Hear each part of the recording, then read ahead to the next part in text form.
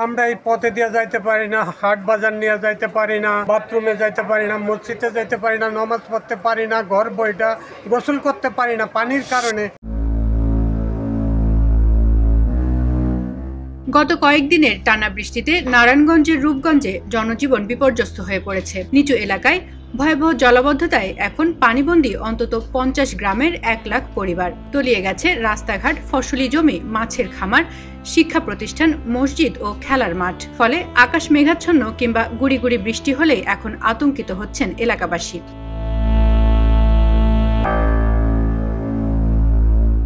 স্থানীয়রা বলছেন, রূপগঞ্জের বিভিন্ন স্থানে গড়ে উঠেছে অসংখ্য শিল্প কারখানা। অবৈধভাবে খালের জায়গা দখল করেও অনেক কারখানা স্থাপন করা হয়েছে।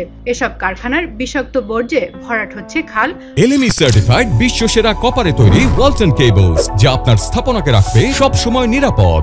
ফলে একটু বৃষ্টিতে কিংবা কারখানার বিষাক্ত তরল বর্জ্যে নিচু এলাকায় বছর জুড়ে জলাবদ্ধতা সৃষ্টি হচ্ছে।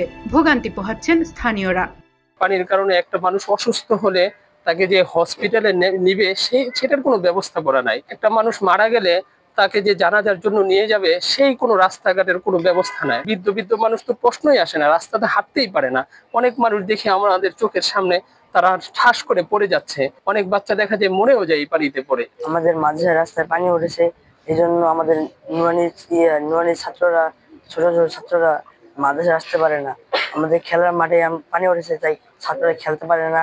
আবার গোসল বাথরুমে পানি উঠেছে, তাই ঠিক মতন বাথরুমে যাইতে পারে না। মেল কারখানার পানি এবং বৃষ্টির পানিতে রাস্তা পানি হয়ে আছে, তার কারণে আমাদের চুলকানি হয় এবং অনেক অসুবিধা হয়। আর আমাদের সবসময় বাসার ভিতরে এই আবদ্ধ থাকতে হয়। আমরা এই পথে দিয়ে যাইতে পারি না, হাট বাজার নিয়ে যাইতে পারি না, বাথরুমে যাইতে পারি না, মসজিদে যাইতে পারি না, নামাজ পড়তে পারি না, ঘর বইটা গোসল করতে পারি না পানির কারণে। বৃষ্টির পানি, তারপরে এখানে কতগুলা মেল কারখানা আছে, ওই পানিগুলা সাইরা দেয়।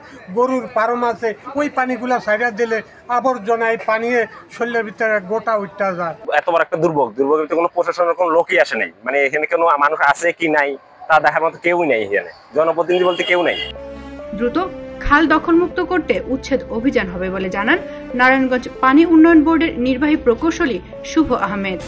পুরো উপজেলাতেই জলাবদ্ধতা সৃষ্টি হয়েছে। এটি নতুন কিছু নয়, এটা অনেক দিন ধরেই এটি হচ্ছে। মূল কারণ হচ্ছে এখানে অপরিকল্পিতভাবে ফ্যাক্টরি গড়ে উঠেছে এবং আমাদের যে খালগুলো ছিল সেই খালগুলো বিভিন্ন কোম্পানি ভরাট করে ফেলেছে। ইভেন এখানে সাধারণ পাবলিক যারা রয়েছেন তারাও অনেক এটি ভরাট করেছেন, যে কারণে পানি পাস আউটের কোনো ওয়ে এখনো পর্যন্ত আমরা বের করতে পারছি না। আর পানি উন্নয়ন বোর্ডের আমাদের 3টি এখানে সেচ পাম্প রয়েছে, কিন্তু সেটি খুবই অপ্রতুল আমাদের প্রয়োজনের তুলনায়। এ কারণে আমরা যেটি করছি, আমরা আপাতত সিদ্ধান্ত নিয়েছি আমরা 10টি অস্থায়ী সেচ পাম্প আমরা বিভিন্ন স্পটে বসাচ্ছি। আর স্থায়ীভাবে আমরা 3টি সেচ পাম্প উপজেলা পরিষদের পক্ষ থেকে বসাবো। এই দায়িত্ব শুধুমাত্র পানি উন্নয়ন বোর্ডকে রাখবো না, কারণ তাদের এখানে নিজস্ব কোনো অফিস নেই, শুধুমাত্র পাম্পগুলো রয়েছে। এখানে সময় মতো মানুষজনকে ডাকলে পাওয়া যায় না এবং তারা যেটি বলে তাদের ফান্ডেরও অপ্রতুলতা রয়েছে। কার্যকরী পদক্ষেপ নিয়ে খালগুলো দখলমুক্ত ও খনন করে সুইচ গেট নির্মাণ এবং পানি নিষ্কাশনের সুব্যবস্থা করার দাবি এলাকাবাসীর।